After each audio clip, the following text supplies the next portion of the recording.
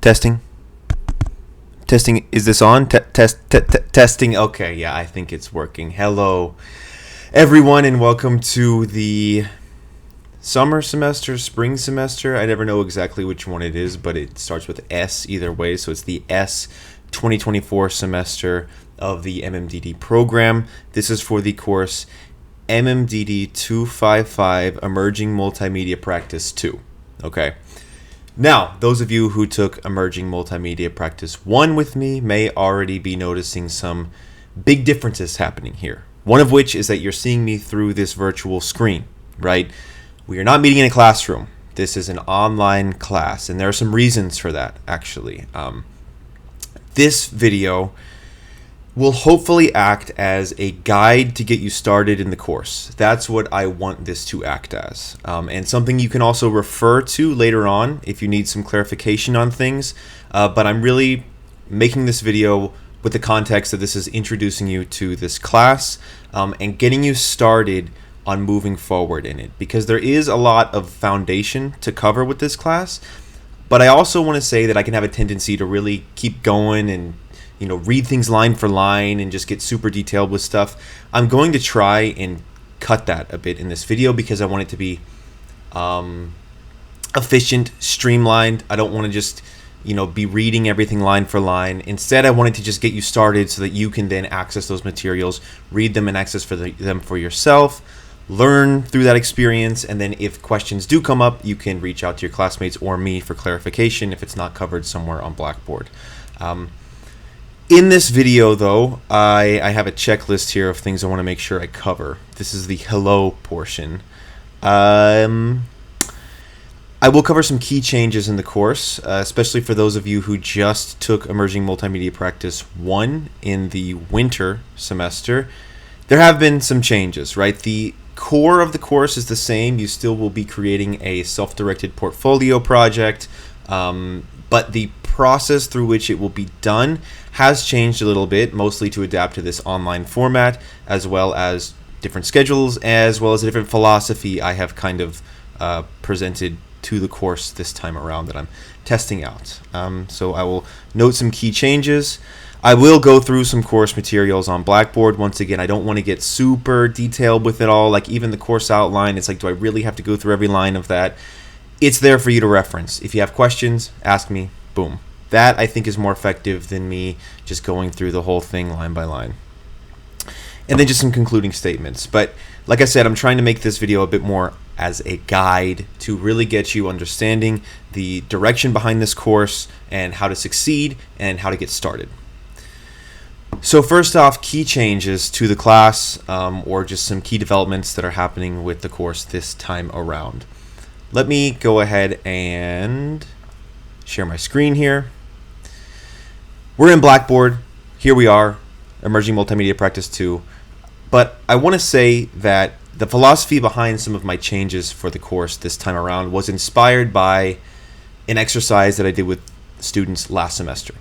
And that was an exercise where I had you use AI to generate an image of where you see yourself in 5 years. This was the output of that activity. And something that stood out in this activity was students generating images of themselves, not just with multiple dogs, but working in very interesting settings. Right here we have someone working on a beach. Here we have someone working on some sort of mountain, beautiful terrain. Here we have someone, I know who these people are. This is Arian, working in the metaverse potentially, but some sort of mountain version of the metaverse, I don't know. Someone else working on a mountain. She's out traveling, it looks like. Boss man here, working in a coffee shop, potentially working on a coffee break, I don't know. But anyways, this idea that I just noticed, there seemed to be this vision from students, this idea that when they saw themselves in the future, it was working in these more flexible scenarios. And it wasn't just in this class section either. I had other student sections do the same exercise, and similar sort of images came up. Of just being in different scenarios. Some students did have more traditional office scenarios in their AI generated images. But again, if we see, right, like here's someone working from home with a nice cat. Another class too, again, this guy's working in a park. someone working from home with a cat. So yes, there was some examples still, like I said, of more traditional office settings like these here, but there did seem to be this strong sort of majority of students envisioning themselves working in more flexible scenarios. And so I just thought about that, right? And I have a flexible working scenario, right? I'm doing this from home right now, from my home office. And so I thought about that, right? And I was like, it's kind of my job as a professor in this program to help prepare you for the future outside of this program, right? And if this seems to be an interest among students of how they want to envision their futures, then I feel like it's up to me to sort of build a tunnel, build a pathway to prepare you and help you to get in that direction to reach that goal. And this course already, with the self-directed nature of it and the developing a sort of independent project, it has that kind of built into it, right? There's a lot of responsibility on you for time management, organization, motivation to be working on this project. Granted, in previous ways that the course had been running most recently, we were also meeting on campus and doing some feedback sessions in person and things like that, but the shift to being fully online this time around is meant to really push forward this idea that it's a way for you to develop your skills as a remote worker, basically. So it's meant to simulate a bit more of a kind of freelancer client type relationship. But that's not to say that the things you're going to learn in this course as a remote worker can't be applied to other sort of more flexible work scenarios. Maybe you're going into the office a couple days a week, but you're working from home or at a different space, library or coffee shop another time. But I'm really trying to get you in that mindset and trying to let you use this course as a way to learn skills that would help you succeed in those scenarios. So that's been the main philosophy behind why I made some of the changes that I did.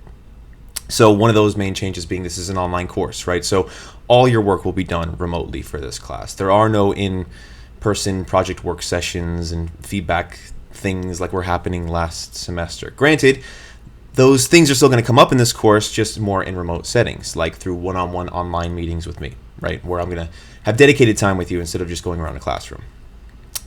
And all that to say that this class was initially conceived as an online class during the pandemic. So it's getting a bit back to the class's roots as well, but I'm really trying to put more of a remote work preparation lens on it this time around.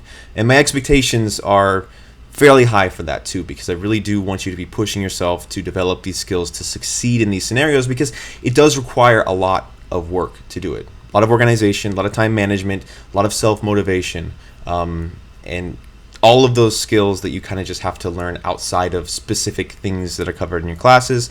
It's going to be things that you do in this class. Anyway, another big change for those of you that had the class last semester, OneNote is out. That was an experiment. I'm always honestly experimenting this class. Even the way I'm running it this time probably won't be exactly how it's going to run the next time. I'm always changing, adapting, taking feedback. Again, the main thing I really saw this time around was that remote work desire, so I'm focusing on it this time around. So no OneNote. Instead, you're going to have weekly submissions. I know that might seem quite overwhelming, but weekly submissions with requested deliverables of what you are expected to complete that week, which will also include an invoice with that details the amount of work or the amount of time you spent on specific tasks that you basically charge me for, which I'm going to get into in a bit. But even the way that you're going to sort of receive marks in this class is, I guess, gamified in a sense, where I'm going to be paying you with points that is meant to represent money. So I'm going to show you what that kind of looks like here later. Another big shift is that this class is only 7 weeks long. That is specific to this summer 4th semester thing. This class usually, when it runs in a typical semester, is already condensed at 9 weeks due to the field work placement thing that you do.